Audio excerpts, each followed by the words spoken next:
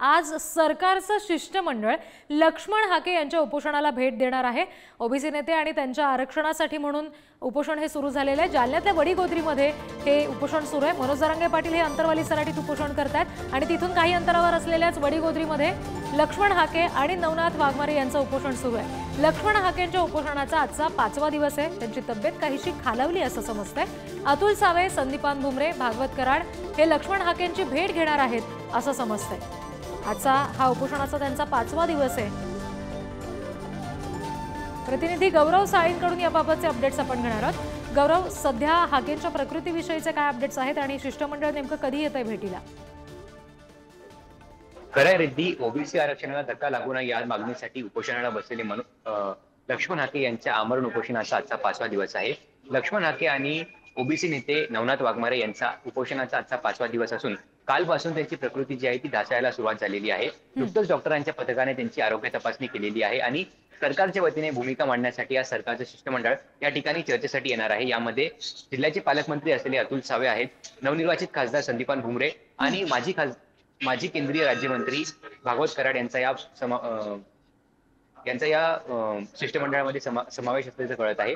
आपण जर पाहायला गेलं तर लक्ष्मण हाके यांनी काल आरोप केला होता की सरकार जे आहे ते वंचित घटकांच्या ज्या मागण्या आहेत त्या गांभीर्याने घेत नाहीये आणि त्यालाच अनुसरून आज सरकारचं शिष्टमंडळ या ठिकाणी चर्चेसाठी येत आहे।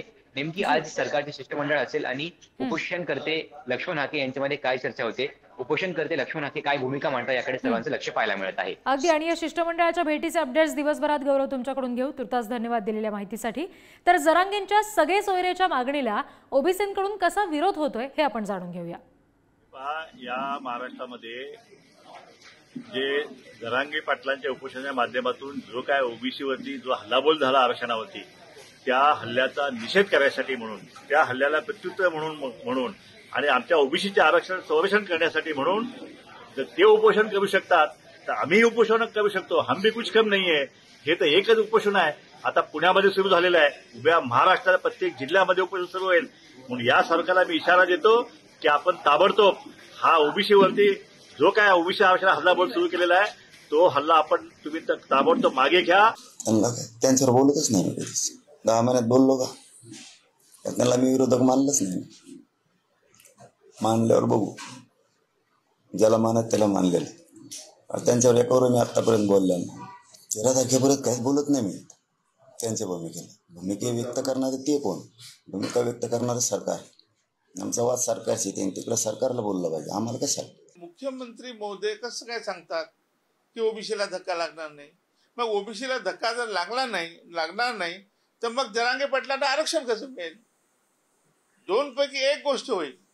एक तर जरांगे पाटील यांना आरक्षण मिळू शकते ओबीसी मधून, किंवा मग ओबीसीला धक्का लागणार नाही। या दोन्ही गोष्टी होऊ शकत नाही। त्यासाठी कर्पुरी ठाकूर फॉर्म्युला सब कॅटेगरीशन करून वेगळं आरक्षण देणं हाच एक उपाय आहे। त्यावर कोणी बोलत नाही, त्यावर कोणी अभ्यास करत नाही। फक्त सांगतात की ओबीसीला धक्का लागू देणार नाही। हे तर पूर्वी सांगत होते आणि धक्का तर लागलेलाच आहे आणि आणखी धक्का देऊ पाहत आहे सरकार। त्याच्यामुळे हे सरकारला फार जड जाणार आहे।